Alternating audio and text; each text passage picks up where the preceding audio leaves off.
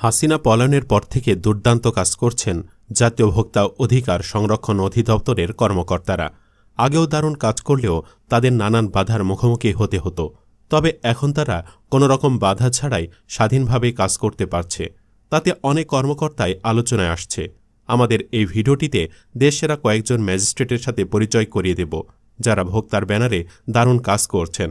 চলুন তাহলে একে একে তাদের জেনে নেই।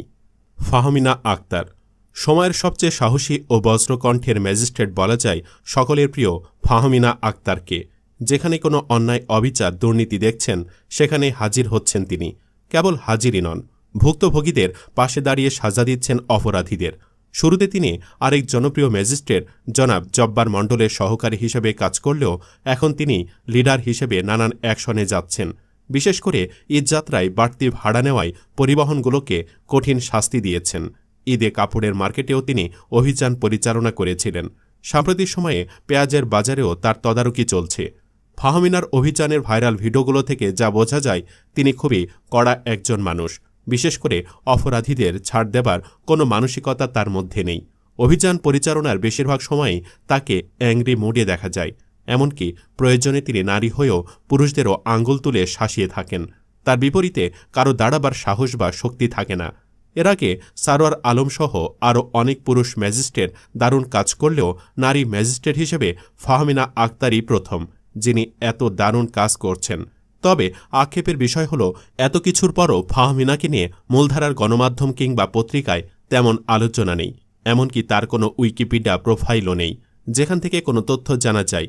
তাই স্বাভাবিকভাবেই ফাহমিনাকে নিয়ে খুব বেশি তথ্য জানা নেই তার পড়াশোনা থেকে শুরু করে পারিবারিক কিংবা ব্যক্তিগত কোনো তথ্য। আফরোজা রহমান রুনা ফাহমিনার মতো অতটা কড়া মেজাজের না হলেও রুনাও একজন আলোচিত ও জনপ্রিয় ম্যাজিস্ট্রেট। রূপে গুণে সিনেমার নায়িকাদেরও হার মানানো এই কর্মকর্তা বেশ উচ্চ পর্যায়ে আছেন। ফাহমিনার অনেক আগে থেকেই তিনি অভিযান পরিচালনা করে থাকেন। ইদানিং একটু কম করছেন, কারণ তিনি ইনডোরের কাজে বেশি ব্যস্ত থাকেন। বর্তমানে রুনা জাতীয় ভোক্তা অধিকার সংরক্ষণ অধিদপ্তর অফিসার্স অ্যাসোসিয়েশনের কার্যনির্বাহী কমিটির সভাপতি হিসাবে দায়িত্ব পালন করছেন। এর পাশাপাশি আফরোজা রহমান অধিদপ্তরে নানান অনুষ্ঠানের উপস্থাপনার কাজও করেন। জানা যায়, আফরোজা রহমান রংপুরের সন্তান।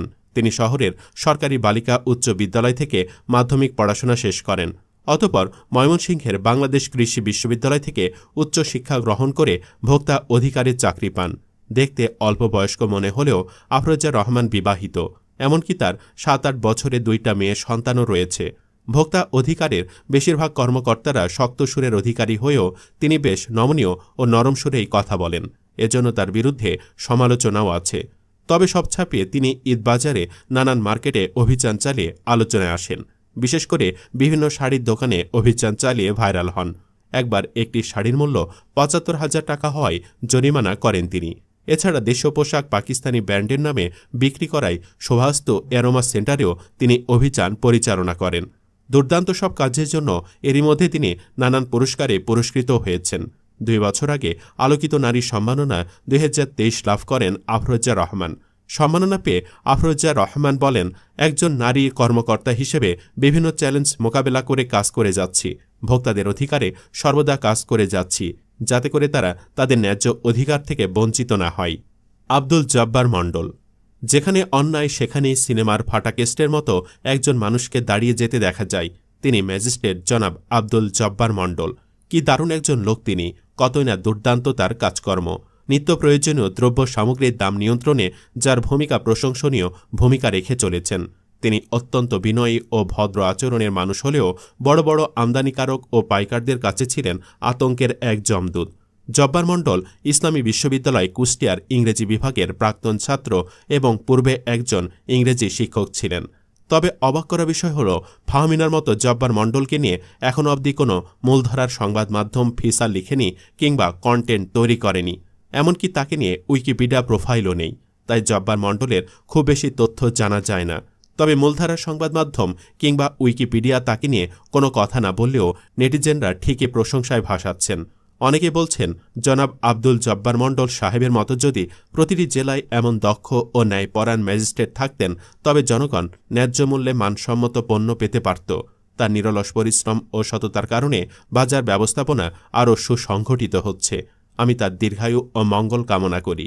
জব্বার মণ্ডলের একজন ছাত্র ফেসবুকে লিখেছেন, সবসময় শুনে থাকি ছাত্ররাই শিক্ষকের গর্বের বিষয় হয়, কিন্তু অনেক সময় শিক্ষকরাও শিক্ষার্থীদের গর্বের বিষয় হয়ে থাকে। আমার সম্মানিত শিক্ষক আব্দুল জব্বার মণ্ডল স্যারের সরাসরি ছাত্র হিসেবে আমি নিজেকে গর্বিত মনে করি। নওগাঁ কেডি সরকারি উচ্চ বিদ্যালয়ে পড়ার সময় স্যারের সান্নিধ্য আমি পেয়েছিলাম।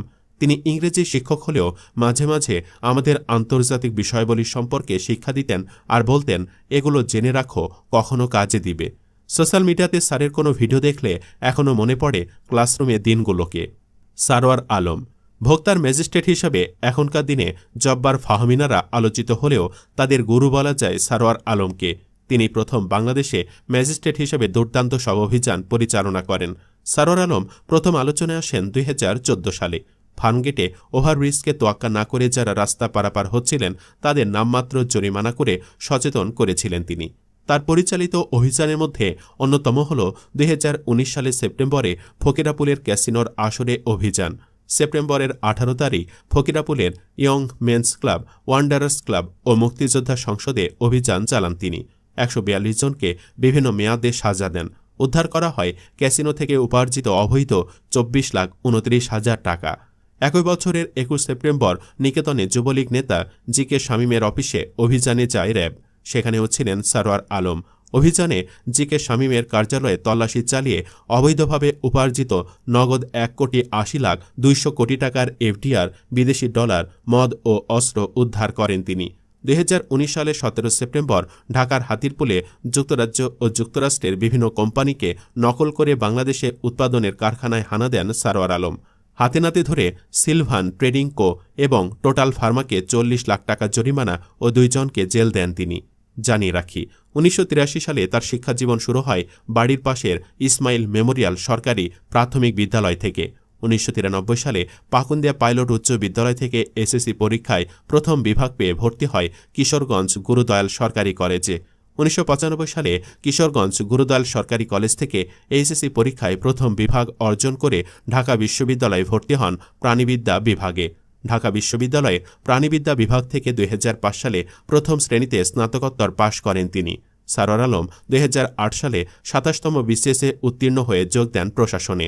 সৎ ও মেধাবী কর্মকর্তা হিসাবে পরিচিতি পাওয়া Sarwar Alam rapid action battalion বা র্যাবে যোগদানের পর থেকে সবসময় আলোচিত ছিলেন। কর্মদক্ষতা আর নিষ্ঠার পরিচয় দিয়ে গেছেন বারংবার। ব্যক্তির স্বার্থ নয়, বরং তিনি প্রাধান্য দিয়েছেন দেশ ও জনগণের স্বার্থকে। জনগণ তাকে অফুরান ভালোবাসা দিয়ে বরণ করে নিয়েছে। বিপরীতে সৎ কাজ করতে গিয়ে হাসিনা সরকারসহ আরও অনেকেরই চক্ষুশূলে পরিণত হন তিনি। 2021 সালের 7 মার্চ প্রশাসনের 337 জন সিনিয়র সহকারী সচিবকে উপসচিব পদে পদোন্নতি দেয় সরকার। কিন্তু পদোন্নতি বঞ্চিত হন 27তম বিসিএসের প্রশাসন ক্যাডারের আলোচিত এ কর্মকর্তা। হাসিনা পলায়নের কিছুদিন পরেই তার প্রমোশন হয়। বর্তমানে তিনি উপসচিব হিসাবে কাজ করছেন।